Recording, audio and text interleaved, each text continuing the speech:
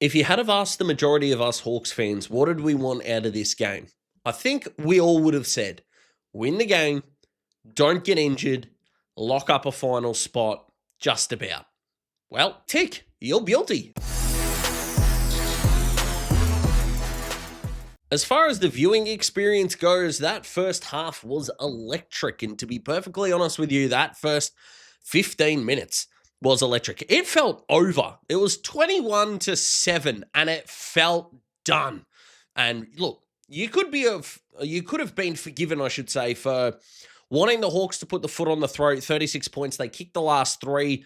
Percentage, all of that is going to play a big role. But as far as I'm concerned, I just keep coming back to what I said in the intro.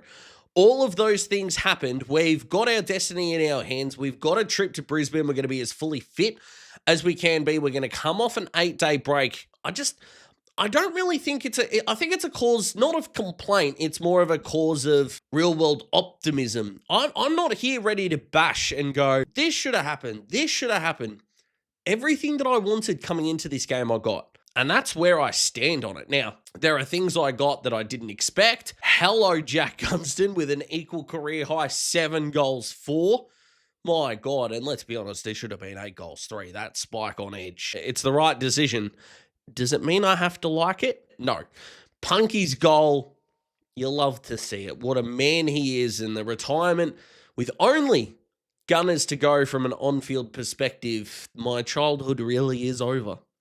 I was 17, that last premiership, and it's nearly done. Probably next year. Although Jack keeps playing the way he is, I think he's now at 59, 60 goals for the season. The most he's ever kicked in a season, and he's played 4 less games this year than he did in 2014. His previous high, which is just stupid. It's so good. It really is so good. But that first quarter was set up with the electric ball movement. We just punished Melbourne on the outside, and that form of Hawthorn footy is going to get the job done against Brisbane, which is a real positive because that is how I think you can beat them. Now, what Brisbane did to Freo is what Melbourne couldn't do to us, and that's keep the ball off us. Like, Brisbane took 140-odd uncontested marks. I don't think we're going to allow that against Brisbane, but it's going to be a game of keepings off, which might suit us, but really did suit us because once we got the ball, once we got a handball clear, we were out, we were gone. We took advantage of the conditions before the rain came. And yes, a 9-goal win to be above Collingwood going into the Adelaide game would have been ideal. Alas, here we are. Now, in terms of things that I've criticised that corrected themselves a little bit in this game, I do want to give Jimmy Worpel some credit. Was he elite by foot? No, he had a better disposal efficiency than John Newcomb did. And look, Clary was pretty good for the Dees as well, but I don't feel that it was net neutral in the wet, which is a big win. Got no problem with that in the slightest. Dylan Moore v. Cozzy Pickett was an absolute shit show for the Dees, to be perfectly honest. My man Dills my God, man, that is all Australian Dylan Moore at his absolute best. And Gunners nearly outscored Melbourne on his own. And considering the conditions, the fact that he had more marks inside 50 than Melbourne did is genuinely bonkers. And the Hawks will be able to move on with fresh eyes, filled tummies, all of those things. Supporters will have full hearts, Cuddling my daughter, she full-on smiled, grinned at me for the first time today. Let me tell you, that was a bigger win than the Hawks could have had, even if we had won by 250 points, let me tell you. But, so Jimmy deserves some credit. I will give him that. A couple of players who were a little bit quieter. Connor Nash didn't do a whole lot today. Marbior Chol competed nicely in the air, didn't do a whole lot today. Do I expect either of them to be dropped for next week? No, I don't. I think the tall combination can work. I don't think it's worth going up to Brisbane and going, nah. Like, Brisbane's 5th tallest player against Freo was Jared Berry, who played on a wing.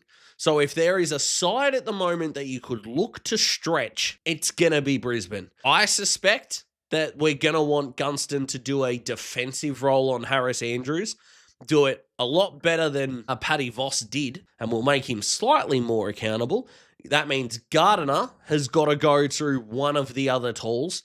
So then you're looking at Ryan Lester as a matchup, Darcy Wilmot as a matchup. Whoever that third tall is, I think is going to be feeling pretty pretty damn good about that aerially, especially with someone as clean as Cole Shadir is in the air. My God, some of his pickups below his knees today were genuinely scarily good. The backline held up as they always do. Yes, I know we conceded the last 3, but over the course of the last 2 weeks, the Hawks have conceded less than 130 points. Don't really know what more else you could want from that, to be perfectly honest with you. But again, I'm kind of just circling back to my initial point. Yeah, there were some other things to write down, but I'm just circling back to my initial point of everything we did. If we beat Brisbane, we will probably finish top 4.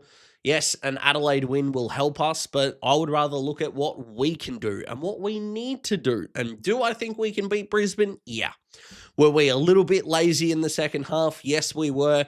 We aren't going to be against Brisbane. They're not going to allow us to do that. You look at, if we play like that, we're screwed. Look at what we just did to Collingwood. Like, when a team is good, when we're up against a good team and mentally we have to be switched on the entire way, at our best, it can look electric. So to be honest, I'm not really overthinking this one. In terms of the MVP votes, I'm looking at the guys that took the piss early, really early, in terms of who I want to give my votes to. Jack obviously gets the 5. I don't think there is any argument to be made against that. Dylan Moore's first half was outstanding. His entire game was outstanding, to be perfectly honest with you. Jarman Impey all day was extraordinary. I really liked what Connor McDonald did as well, and I thought Jai through the middle gave us some grunt, especially early. That was key. Shout out to Jack Ginnivan and Carl Amon, who were probably unlucky, and Josh Ward, actually, probably unlucky to not get in the votes. But that is the way that I went. We move on to Brisbane. I am looking forward to it. I hope you are as well. The Hawks are probably playing finals. Let's get around it. How bloody good is that? Thank you so much for watching. Commiserations to the Demon fans as they look forward to a big off season, and they're going to see if they can wreck another season next week. So that'll be interesting for them. But the Hawks, we're going beautifully. Our 15th win of the season. Our preseason over-under was 14.5, believe it or not. And your boy might have taken the unders. And I've said it'll either be 14 or 15. That's still aging well. I went pessimistic instead of optimistic. Me? Yeah, me. Silly Daz. But we move on from that. A good win for the Hawks. 6 goals. Wish it could have been a little bit more. I'll be cheering on the Crows tonight. I hope you are too, as a Hawthorn fan, I should say. Enjoy the rest of your weekend, guys. Plenty of content to come. Thank you again. Goodbye.